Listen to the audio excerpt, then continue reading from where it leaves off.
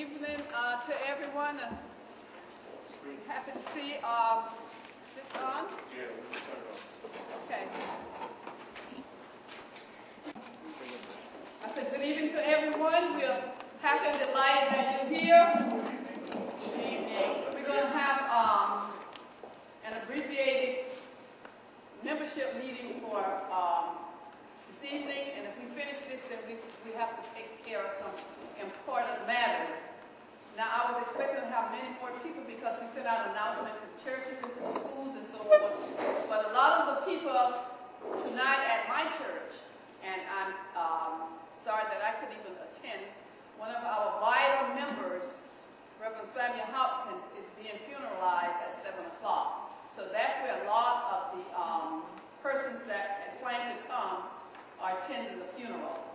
And I'm pretty sure they said they're going to try to make it, but I know it's going to be a long funeral because he was a very dedicated person of the church for many years, for 25 years at Concord Missionary Baptist Church. But nevertheless, I had asked Dr. Campbell more than about a month ago if he would come. The Educational Committee is sponsoring Dr. Campbell. That is one of their projects.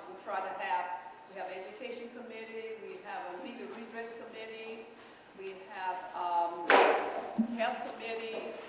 There are 5 or 6 committees, and this is tonight is the Education Committee. And I thought that after reading many of the things that I read about Dr. Campbell, that this would be useful in our area. So I know there will be people coming in a little bit later, but Jeffrey Doves always gives us a hard time if we're not out here by 9 o'clock.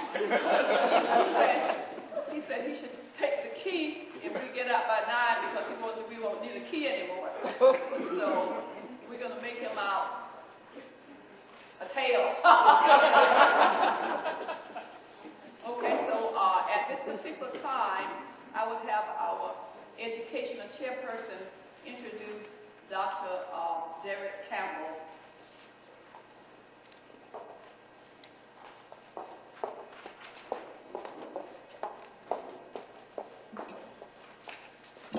Good evening, everyone.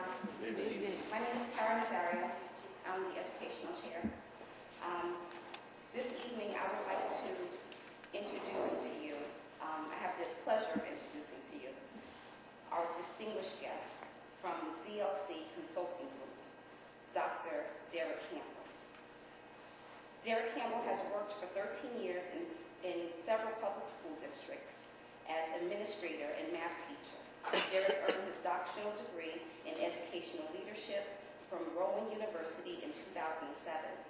He has also earned a master's degree in school administration from Lincoln University and 2 bachelor's of science, one in mathematics education from the University of the District of Columbia and the other in electronics engineering technology from Campbell Institute of Technology.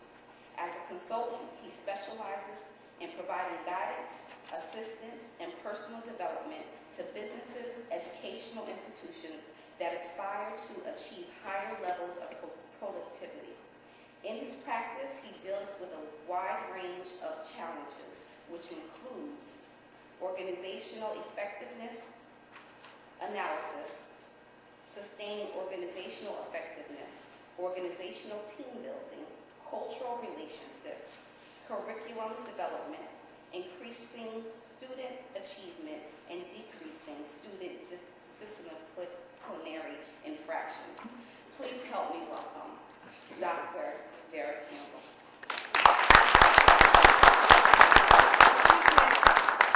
I forgot to recognize our illustrious mayor. Did you want to speak first or say something? Oh, okay. Here, wait. Good evening, everyone. Good evening. I don't want to be another statistic like Jeffrey Doves. Before I get started, I want to make sure that everybody has a folder.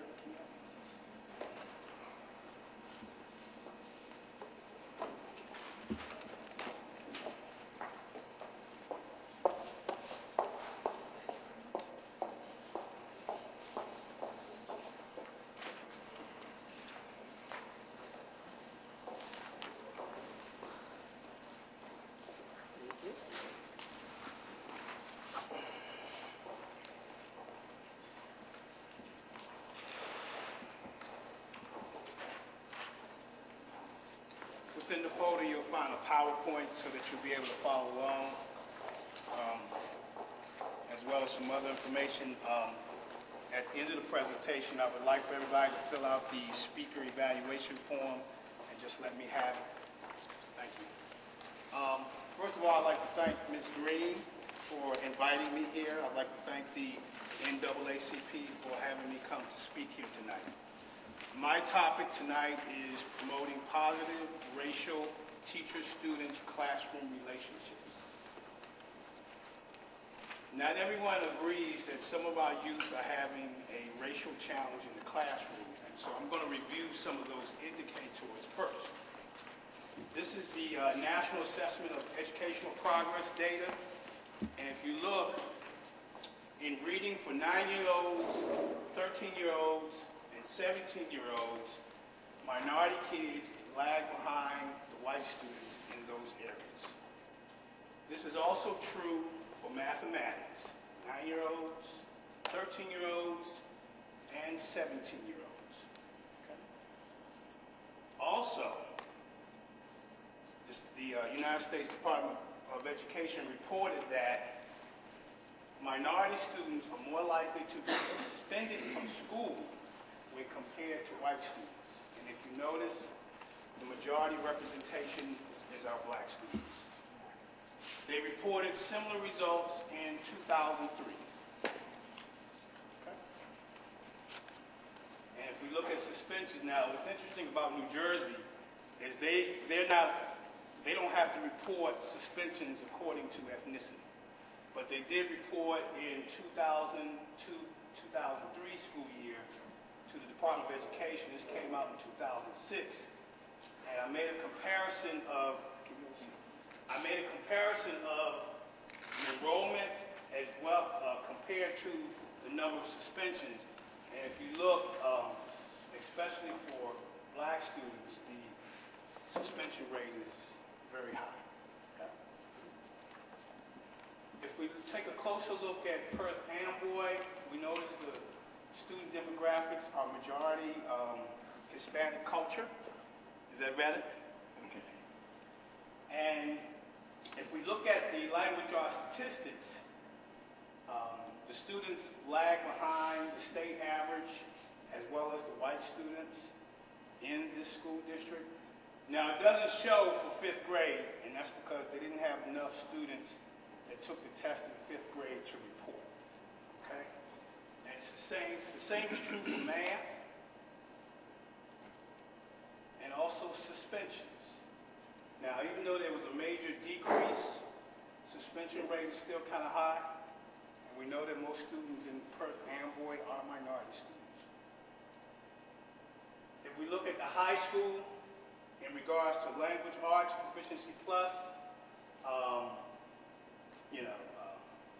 the white students fared better at the school as well as in the state.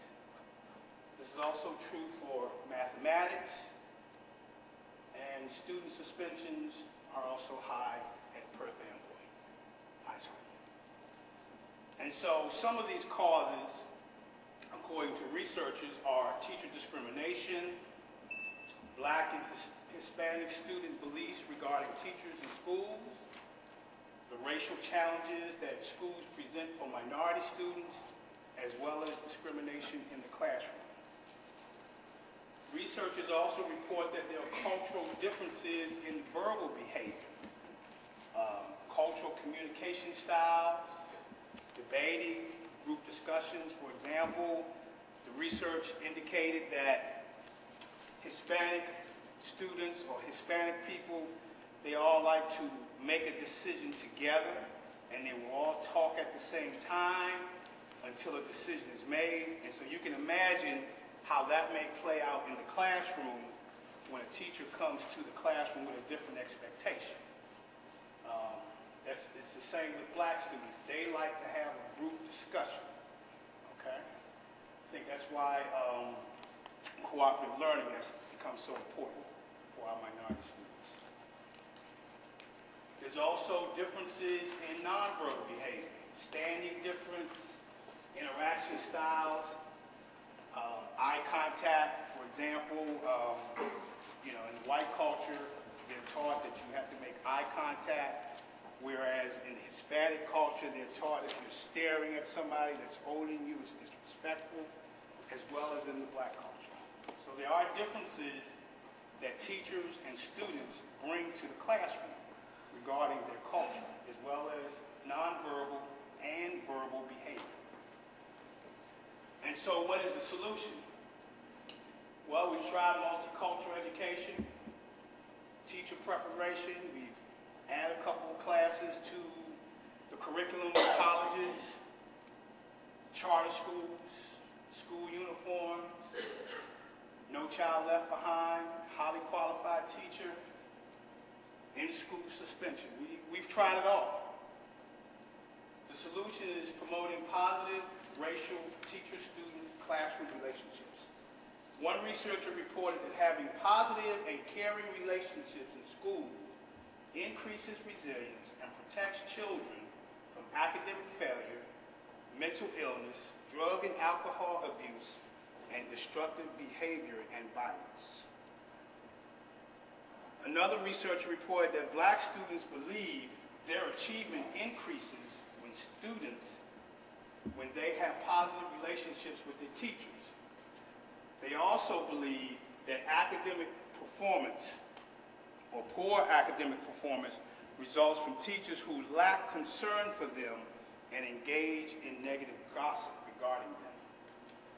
Another researcher reported that black and Latino urban high school students believe their underachievement results when teachers lack caring interpersonal skills to develop positive relationships. And so with all this information, I conducted a study at a local high school, and I can't mention the high school, okay?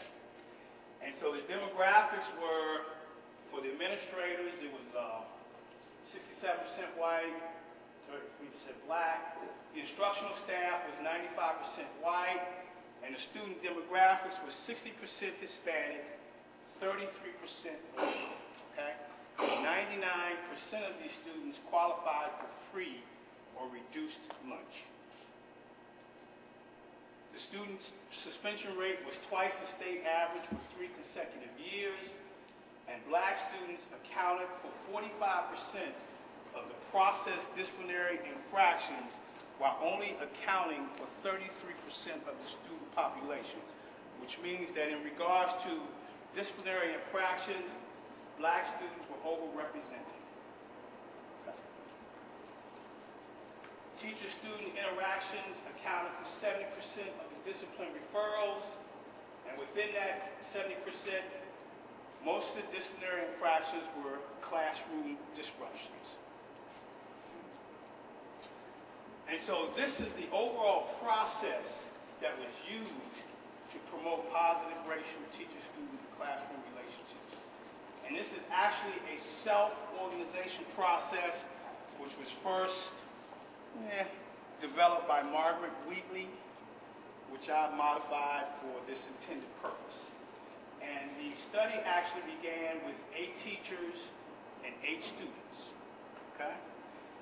I interviewed 8 teachers, I interviewed 8 students. We talked about how do they develop positive relationships. You know, we talked to the kids about how they develop positive relationships. And so I took all this information together, as well as the statistical data, and I developed this diagram. This is called a systemic structure. And what happens is a systemic structure will tell us what the cycle is, what's causing whatever our challenge is. And of course, this challenge was classroom disruptions. And so a student would talk excessively, and this is all on your PowerPoint. And then we have disruptive student behavior. The teacher, of course, would ask for compliance, and it's either going to be verbal or nonverbal. And what we found was most teachers that develop positive relationships with students, they may give them the look, or they may give them chances and choices. Now, this was at this school. Okay, I don't know what they may do in a different type of culture. This was at the school I worked at. And so if you had student compliance, of course you didn't have a classroom disruption, but if you had student non-compliance, then you had the classroom disruption. Of course, the teacher has to submit a misconduct, which is evaluated by the AP.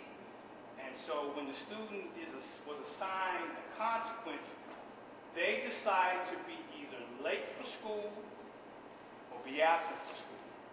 And so this can be a cause for student dropout, okay?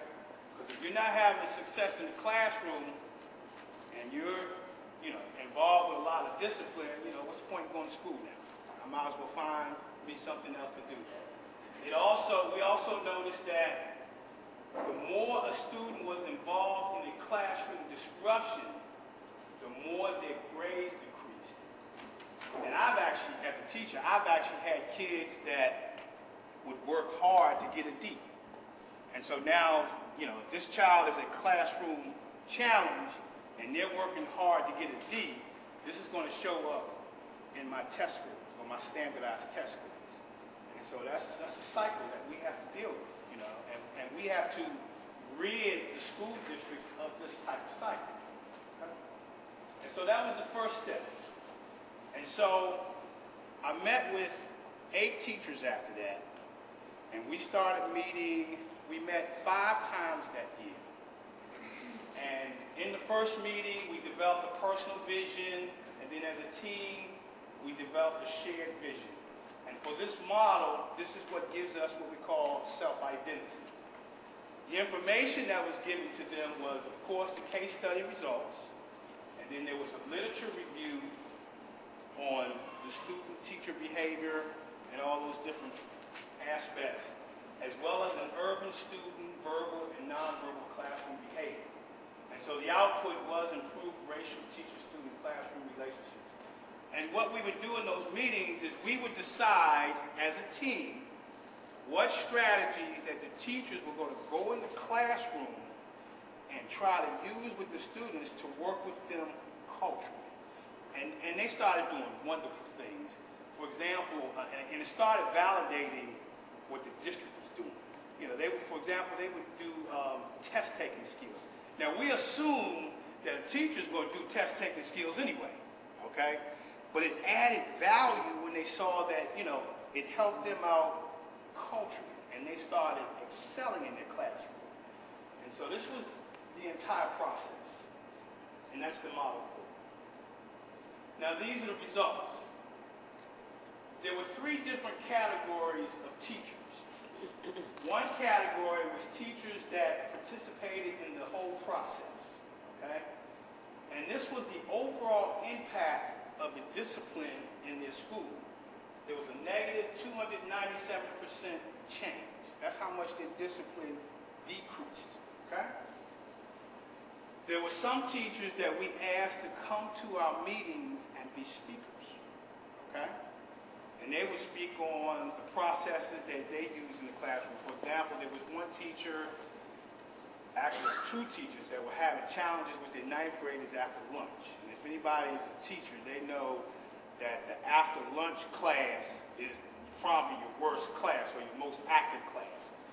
And so they decided to have the students and the teacher work together to make the rules in the classroom. And so discipline just stopped. Okay, that was one teacher. And so overall, they had a negative 200% decrease in disciplinary infractions. And then there were some teachers that just came to me and they wanted to know, Mr. Campbell, what's going on? What are you all doing? And so I shared the information with them. And they could do what they wanted with the information. And they had almost a negative 400% decrease in their disciplinary infractions. Now, this is the interesting part, okay? Open defiance decreased across the board for all students. And open defiance is when, say, a teacher asks a student to comply in the cafeteria. Pick your tray up and put it in the trash. And the student decides to make this a big scene in front of all the students and everybody in the cafeteria, and that's what we call open defiance. So there was a major decrease, and what that indicated was, and this is the total staff, but But what that indicated was staff and students really started respecting each other. Okay? Classroom disruptions, there was a major decrease for the white students at the school, as well as there was a minor decrease for Hispanic students and a slight increase for black students and a small increase for Asian students. And then disrespect towards a teacher leveled out except for Asian students. And so when I looked at this data, it really alarmed me. You know, and I said, well, is this process really working? And so I divided the data according to teaching staff and substitutes. And if you look, it was actually the impact of the substitute teachers that brought the data all the way up. Okay? And it makes sense because the students really don't have the time to develop relationships with new substitute teachers. Also, you know, a substitute teacher is a different perspective. You know, I come into your classroom, I'm substituting today, do what I tell you to do, and I need for you to do it now, okay? Because these are the instructions that were left with me. So it makes sense. Now this is what was really important. The impact on student classroom achievement. Now for the teachers that just spoke in our meeting, they had decreases in every grade level across the board. The teachers that were given the information only, they had increases in assigning below average grades and decreases in assigning A's as well as average grades. But look at the teachers that participated in the process.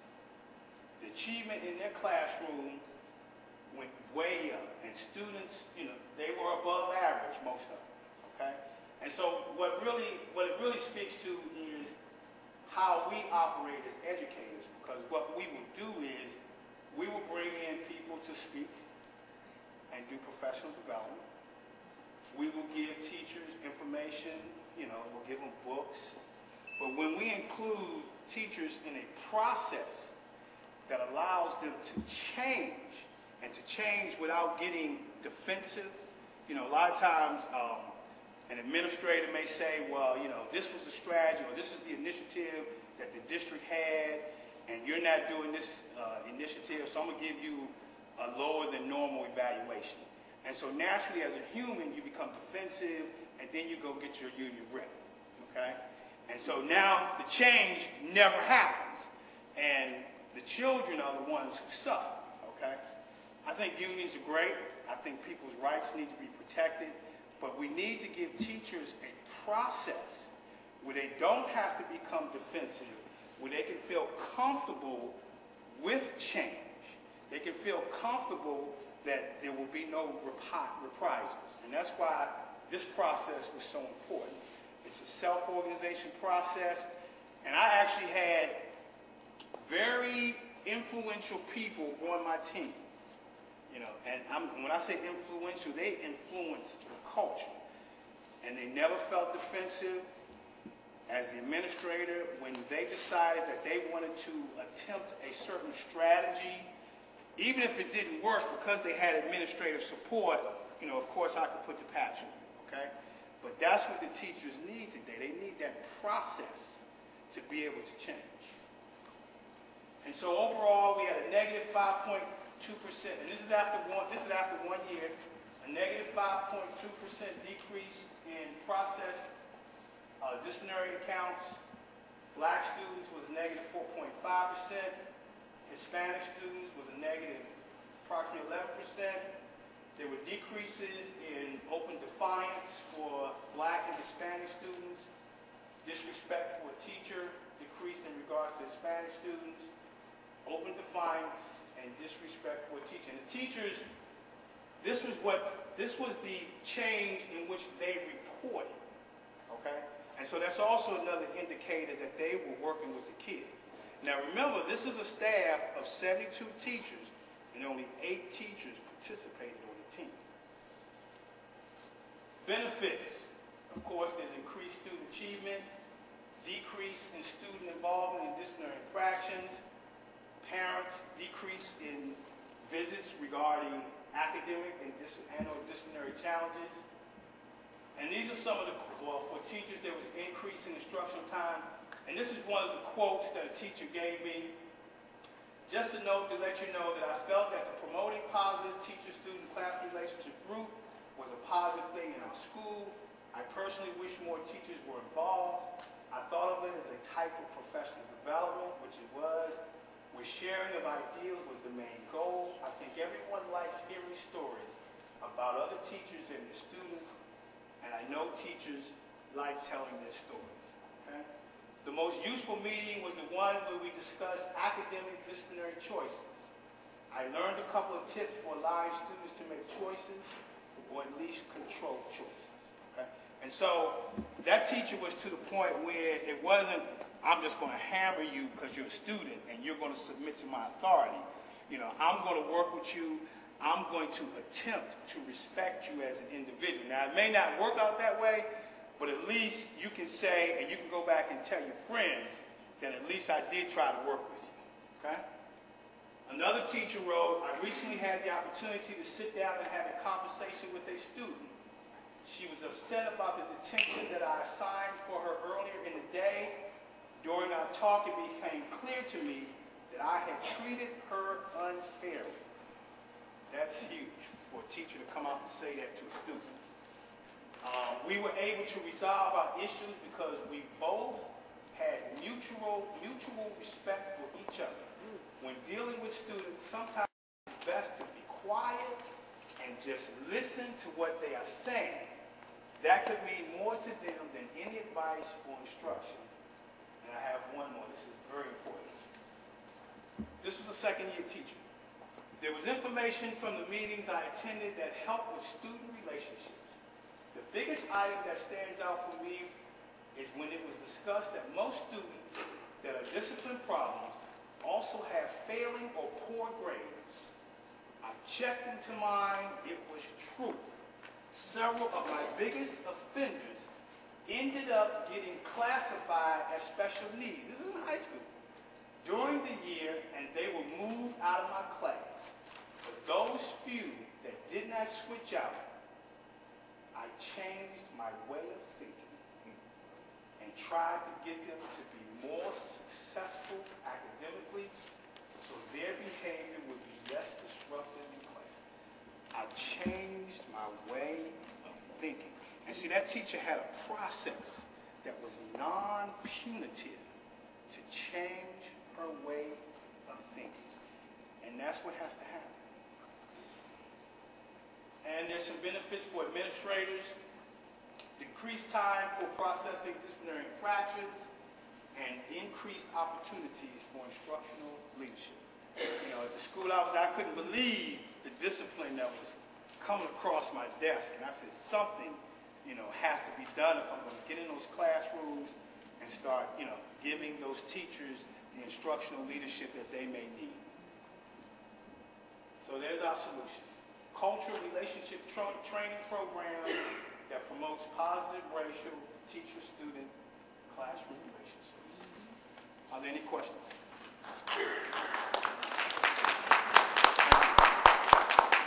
Yes, sir.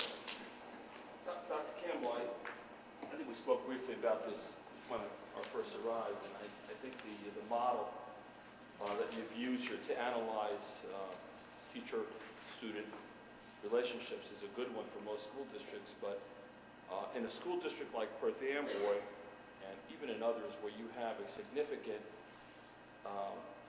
ethnicity that dominates the school population, I think it's difficult to treat ethnicity along with race.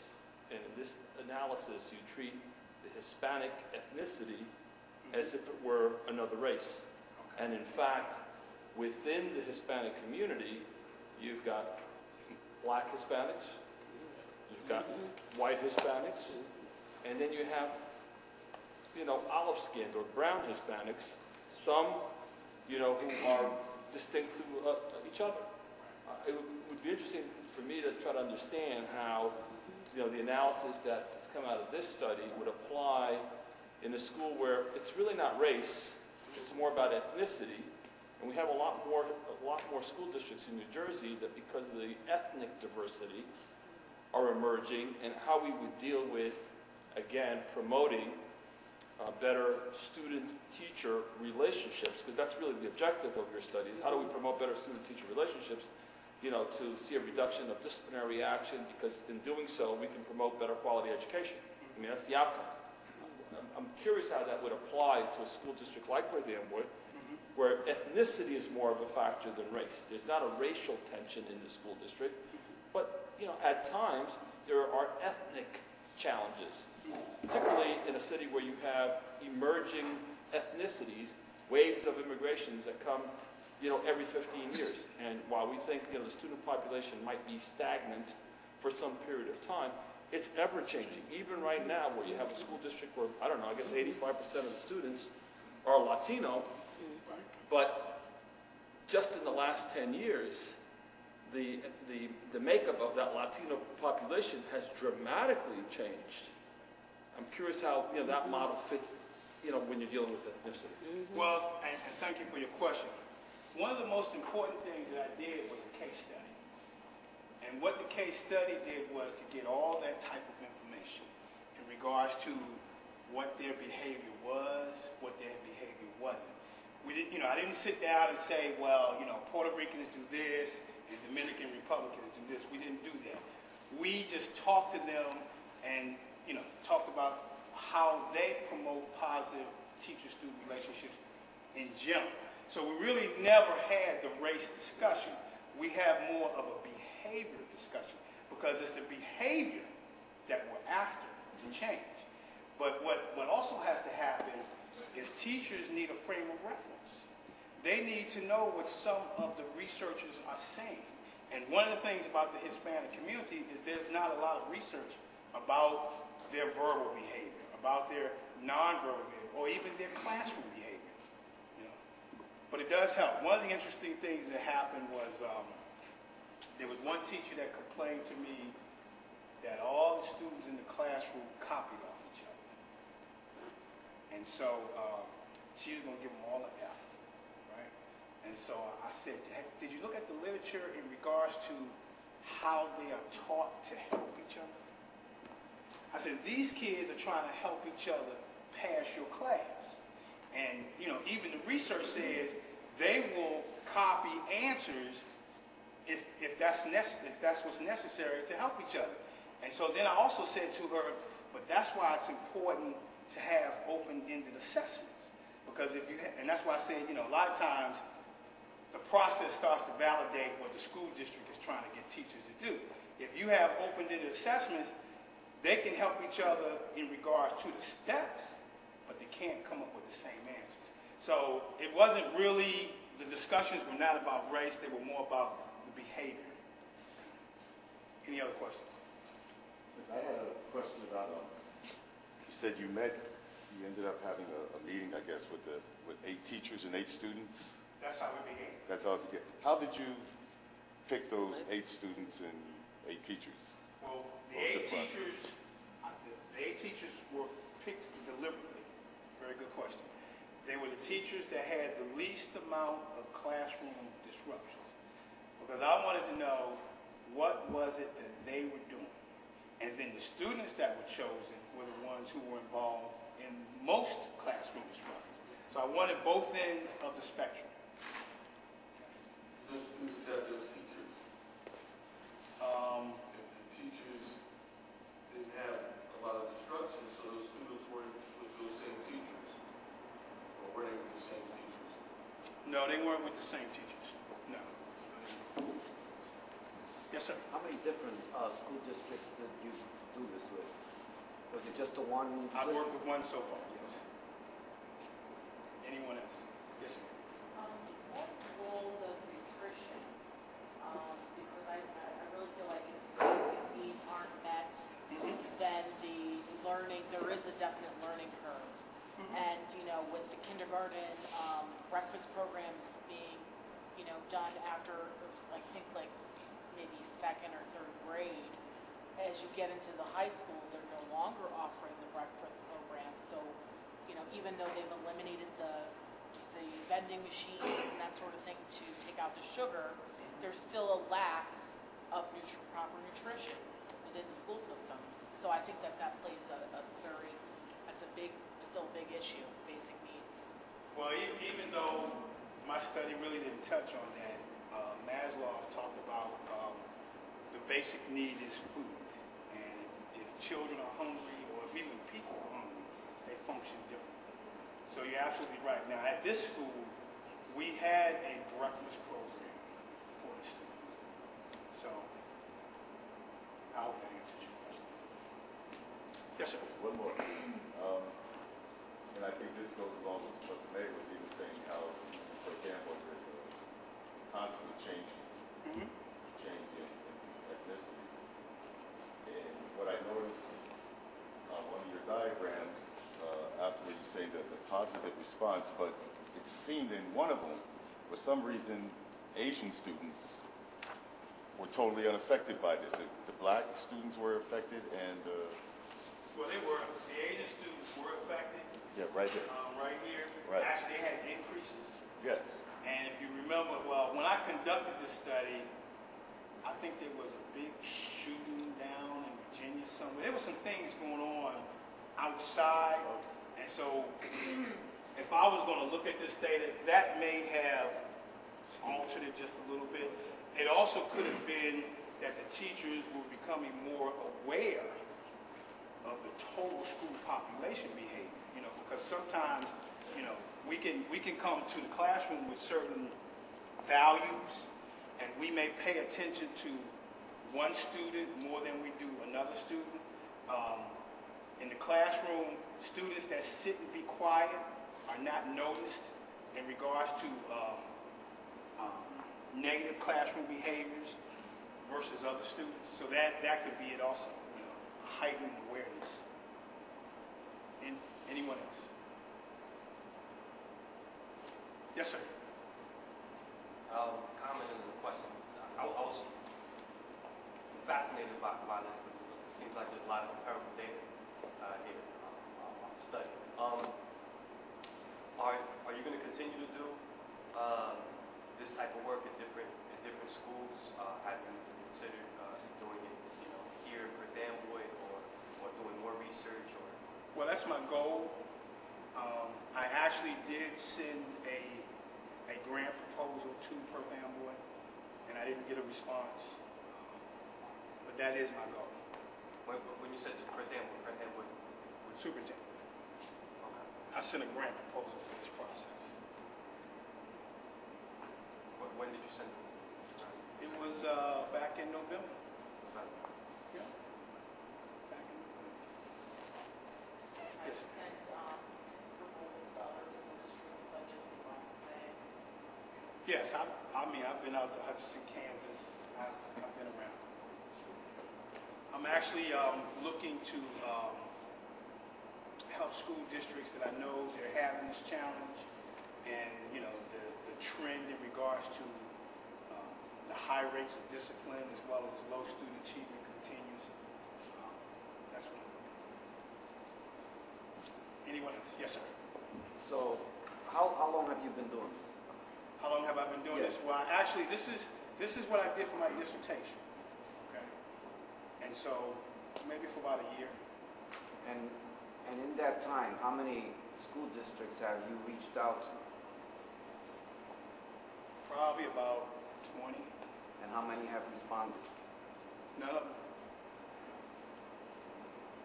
There's an organizational dynamic that kind of goes along with that. So I'm not frustrated about it. But there are a lot of school districts that are looking for answers. Okay? And, if you're looking for an answer, I may have that answer. I know I have that answer for you. Because I don't just do this.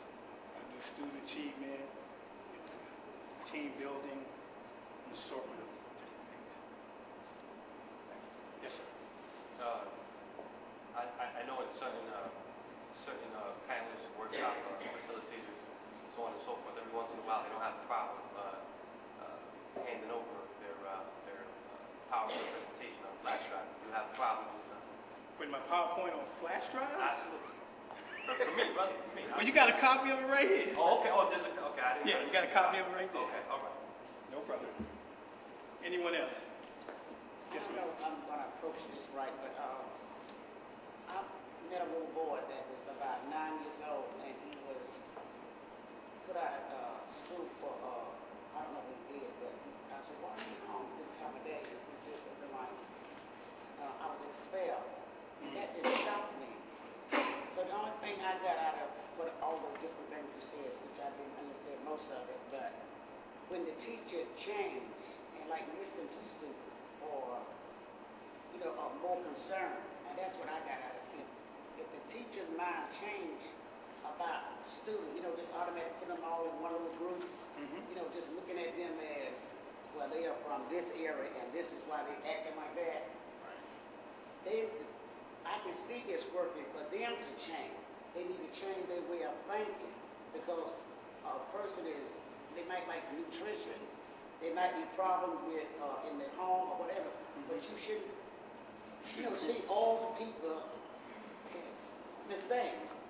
Do that make sense what I'm saying? Absolutely. And So when this, and it really bothered me, a child that young, somebody expelled from school, you know, meaning that you ought to have enough going on for you as an adult to deal with a child that young. well, But and I mean, you know, I don't know the basic, but the change in the teachers, the way that they think, should have been able to help that child. If this program was in that system. well, as educators, we've always attempted to use strategies to benefit our children. I think the fallacy comes with the process, or the problem comes with the process. And like I said before, who is this? A lot of times we will bring people in to speak about a subject. A lot of times we'll give teachers information, but we don't give them a process to be able to look at our kids and say, well, you know, is this a cultural difference or are you just being disobedient in my classroom? And then when they don't have that process, like I said before, they go see their union rep. And so, you know, and I'm not trying to, you know, beat up on union reps, but it's a defensive organism because we all want to survive. You know, we all want to eat and we want to pay our mortgages. And anything that jeopardizes that, then we're going to take the steps necessary. And that's why the process is important. But you're absolutely right. You know, it gives teachers an opportunity to change, and then they don't have to, you know, feel like they've been degraded. They can feel like they've done something positive for our kids, and they can really feel good about it. Yes, ma'am. The group that you did this study on, the school that they were from, what was the ratio of minorities to whites? And the student ratio as opposed to the teacher ratio? Were the dynamics the same? In other words, if there were 75% minorities in the student ratio, was the teacher dynamics about the same? Or were there like 75% white students, or white teachers, and just 25%? You know what There were 95% white teachers. 95% white teachers. And 60% Hispanic, and 33% black. Okay. Now, that was the teacher. Teachers, students, and demographics. The majority of the teachers were white. They were 95%. Okay, well, the majority of the students white. They were black and Hispanic. Only 1% of the students were white. Out of 700 kids, 1% is like 8. And then there were like 650 minority kids, 6, 8. And these improvements that you showed apparently affected the minority group more. No, actually they affected the white kids also. They started doing better.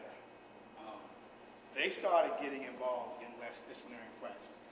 And that's what I really like about the process, because it doesn't discriminate against the kids, okay, in that school. That's what I really liked about it. And there was somebody that pointed that out to me in one of my presentations. If you look right here, they had major decreases in open defiance and classroom disruption.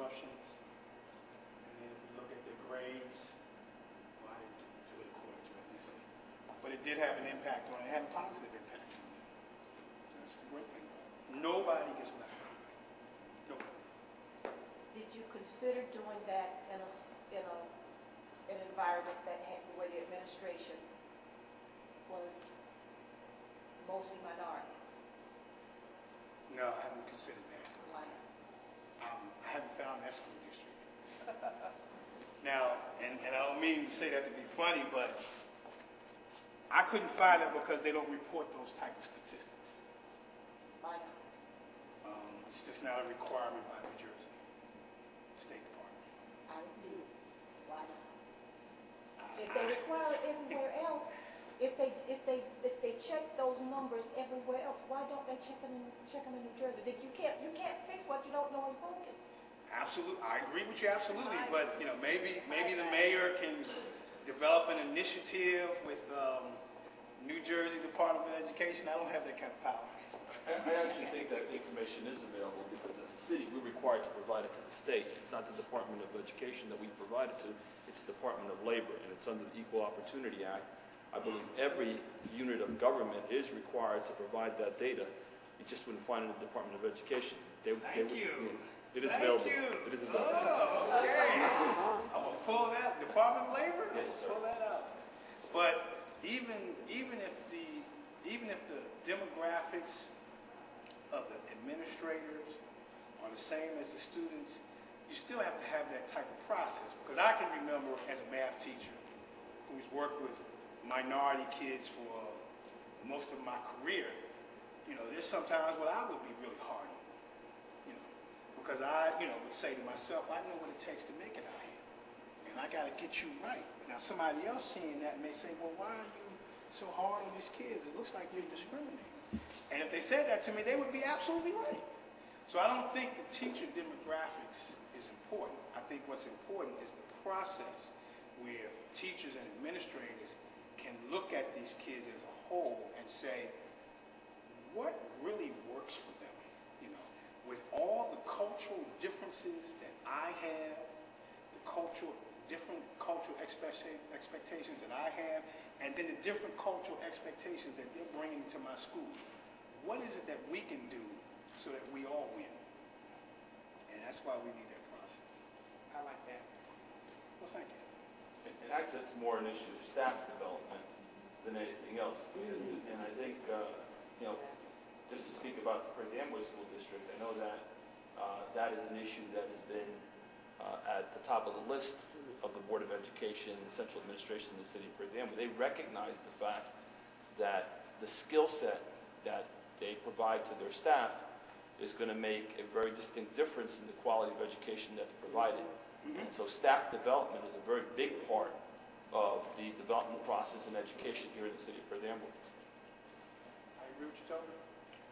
I think along with that, at the bottom line is what you had at the end there, and this has to do with even human nature, that it has to do with the ability to change.